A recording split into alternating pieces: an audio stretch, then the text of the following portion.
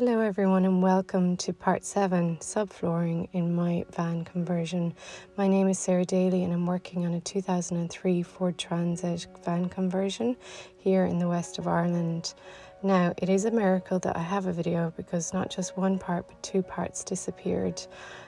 Somehow I was able to get back the latter part, but the first part section of this video is gone.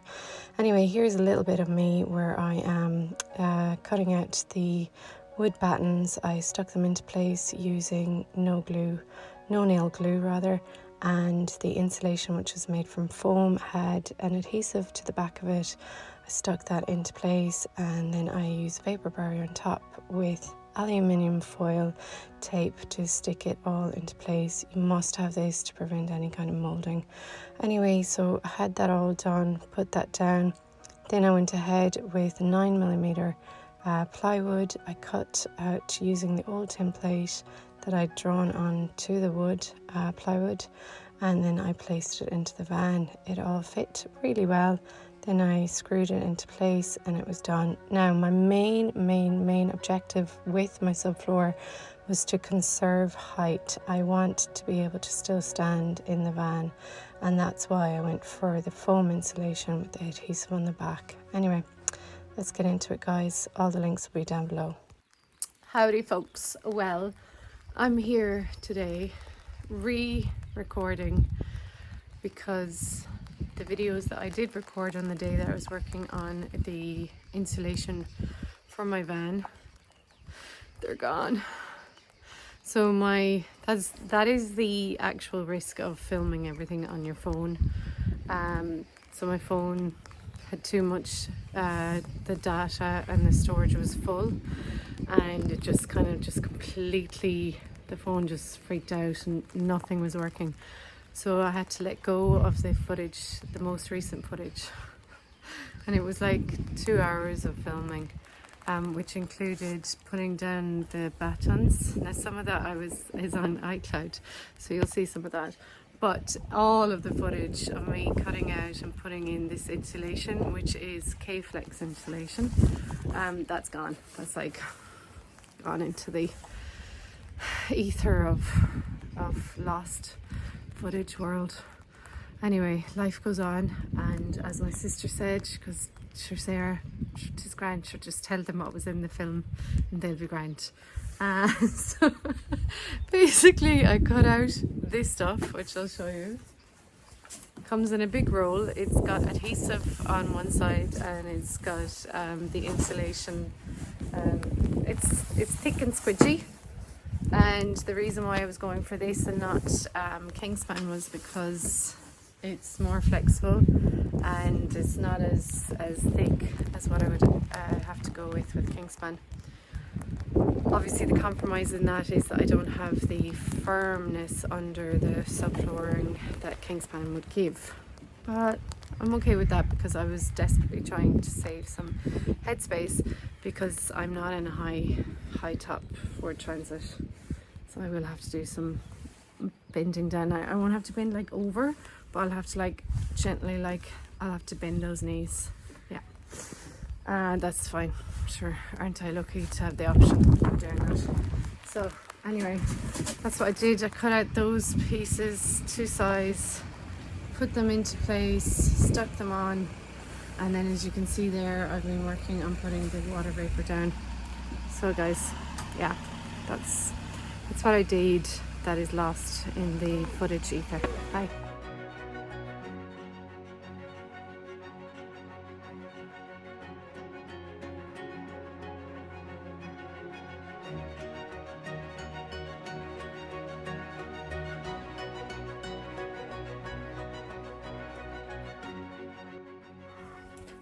Okay, so I'm using 2x1 untreated wood, and I'm just measuring out where I'm going to place them on the floor to measure and mark out all those different spots.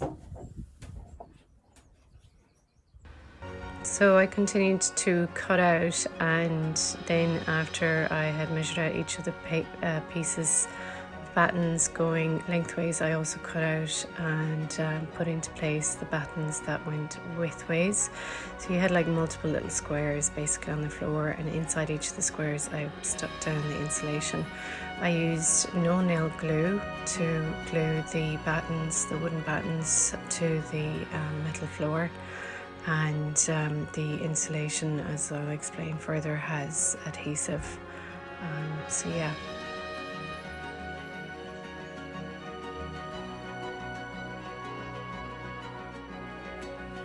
So yeah, as I said before, I don't have the footage of where I was able to stick down, well, cut out the insulation. So the K-Flex, it just has like sticky adhesive on one side. You peel off the paper and then you just stick it into place. That's pretty much it, and it's a foam insulation. So then I put on the vapor barrier, which helps with making sure that no moisture gets into the insulation and causes any kind of molding or anything like that into the future. So then you also have to not just lay down the vapor barrier, you also need to use foil or aluminium tape to stick around each and every edge so that moisture won't get in through that way either. I did all of that. It was pretty straightforward. Love this stuff, easy to work with, it's great. Hey everyone, it's another absolutely gorgeous, glorious day here in the west of Ireland. I am continuing my work on the van conversion. Today I am cutting out the plywood using the old template that was there previously, and I'm going to throw on some nice new plywood. I've gone with 9mm, again trying to conserve height in the van. Ideally 12mm is really where you should go with the plywood subfloor. I don't have the option of height, so I'm gone with 9mm. With the wooden battens that I have on the floor, that should make it solid and firm. There will be some give. There is give in 9mm. Let me show you guys. Come with me. All right. So I'll flip you around. I'm really lucky. My brother Rory's allowing me to use one of his stables to work from here. So guys, this is the kitchen unit that I got for free from my local hardware store. It was a display unit and I saw them removing it and I was like, hey, is that available? So you would have seen that before. And on top I've got the 9mm plywood. This is the old outline of the template. Now how the old template was, or the old subfloor was, they had one just rectangle slab, and then they made the difference of the floor using these slim cut, and then with the wheel cut out and the metal cut out, just like that. So that's for the side of the van that has the sliding door. I've drawn out the those cutouts. Now I'm going to cut it, then I'm going to slip this bad boy into the van, make sure it fits, and then lo and behold, so the other side of the plywood, the original plywood floor, crumbled to pieces. That's some of what's left of it. It had just had so much waterlog in it that it just crumbled when we were taking it up. However, I saw a trick on YouTube that if you flip, most likely one side, the wheel is going to be exactly the same size as the opposite side. So I flipped this over just now to check, and yes, it is the correct size for both of the wheels on both sides of the van. So that helps immensely for me.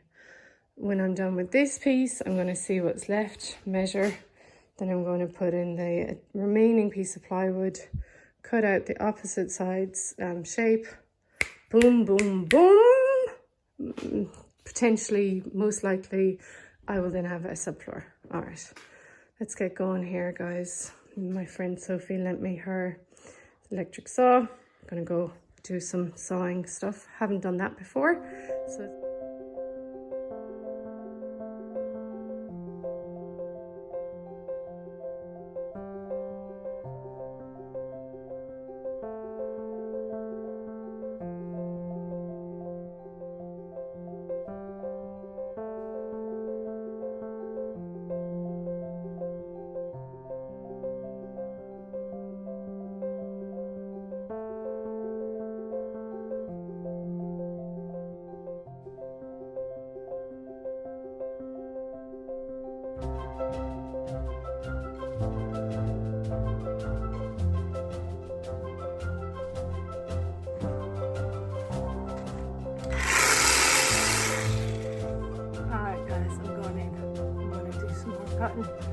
already cut one of the shapes, which is the shape around the wheel.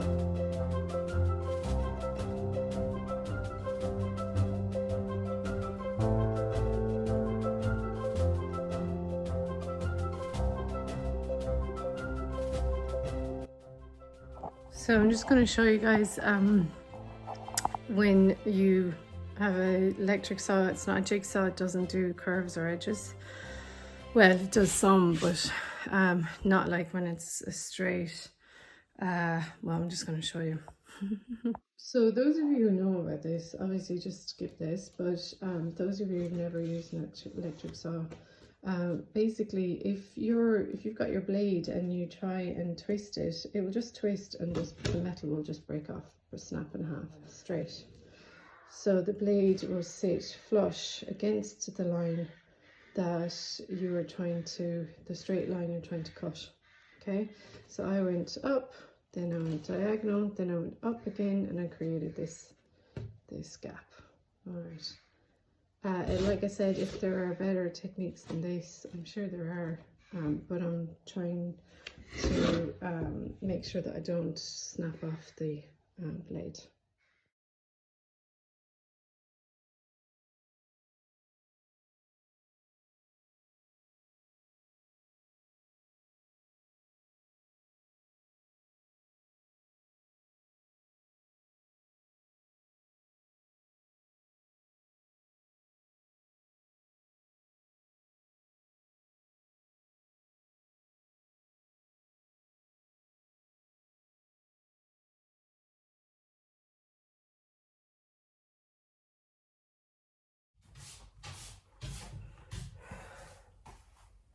Alright, I have to try and move this on my own. My brother said that there's a technique where you can put it on your back, like that, and you can move it that way. Alright, so in moments like these, I do wish that I had somebody that was around helping me. However, I'm going to get it done anyway. Alright guys.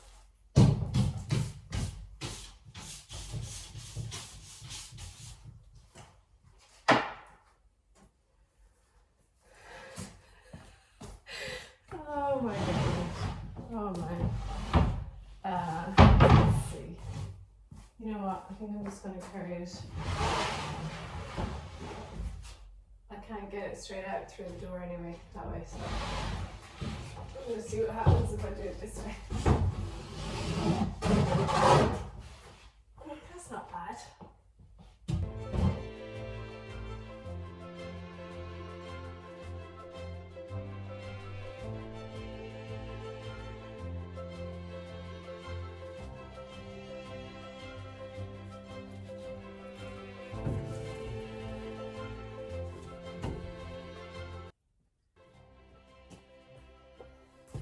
Okay, so I can't shove it in from behind because it will catch and rip on the underneath.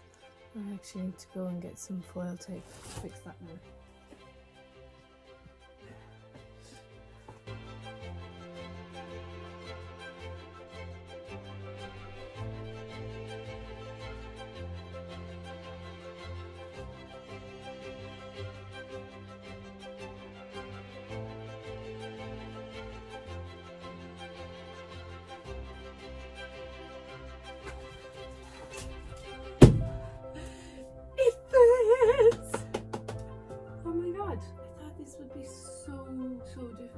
Difficult, but it's only like medium difficult and completely doable. Oh, nice one, nice one, nice one. Yes, yes, yes, yes, yes, yes, yes, yes, yes, yes, yes, yes, yes, yes,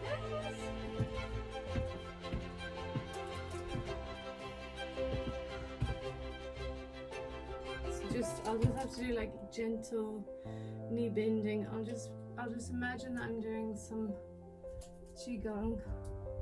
I don't know how to do it properly, but I did it once in London and it was relaxing, man. I was in my 20s and I had no patience. And now I do yoga. Oh guys, happy days, as they say. Happy, happy, happy days. So guys, at this point I was able to get stuck into the other side of the floor around the back wheel, and I've had to fit that into place and it fit well. I did have to use some additional silicone to go between and no-nail glue to go between the two pieces to make sure that it doesn't squeak too much. So yeah, that fit in really well. Okay guys, so I've just marked out where the wood is underneath. Obviously it's just a straight line, but I just wanted to, while I'm able to access it there, I'm able to actually feel it and see it. I did that using just masking tape to mark it. Now I'm going to measure the last remaining part of the floor. To work out the shape of the corner of this top section, I used what I had, which was 2 pieces of wood. I was able to mark where the measurements would be that I'd have to cut into the plywood, basically with the template of these 2 smaller pieces of battens. So I'm just calling them battens, but they're just wood beams. Yeah, so I cut them out for the top right corner, and I did the same for the top left. Well guys, it's a new day. Typical Irish weather. Yesterday it was sunny, warm and delightful, and today it's cold, wet and grey. That is so, but look how green and lush it is though. I mean, I'm not complaining, don't get me wrong. It's just stopped raining, so I've come back up to the farm, and I'm now going to work on screwing in the screws for the plywood flooring. I'm going to do a tester screw in of what the actual floor will technically be. I'm going to make sure that the screws that I bought are going to be the right length, that they don't hit the metal floor. Don't want holes, guys. You've seen what holes can do. You've seen it. If you watch my other videos, you know. So yeah, I'm going to go ahead, do a tester. Should do the trick. I've kind of measured it with the screw, but I want to actually do a proper test. So I've got my this will drill the holes, this will screw in the screw. I feel so lucky. My friend Sophie lent me the blue one and my brother Rory lent me the green one. Yeah, I'm a lucky girl. Yeah, I'll just get going, show you what it looks like in the end. All right. So guys, I'm using a size 4 screw, millimeter sort of screw, and a size 3 drill. Just drill the hole. I'm going to screw it in.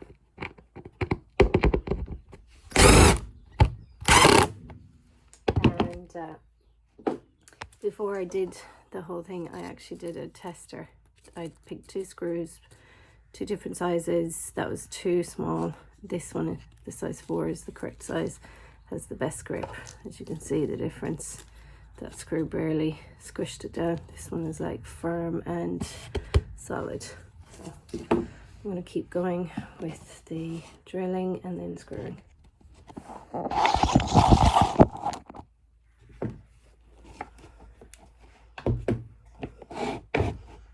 So I'm just using this stick to make sure that I am still on the wood that's underneath.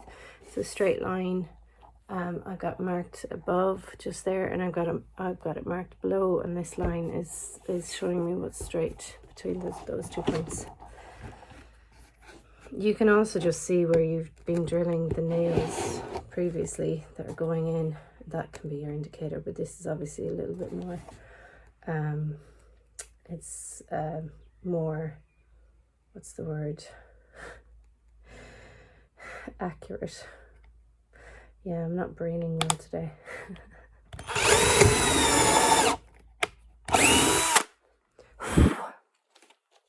Two.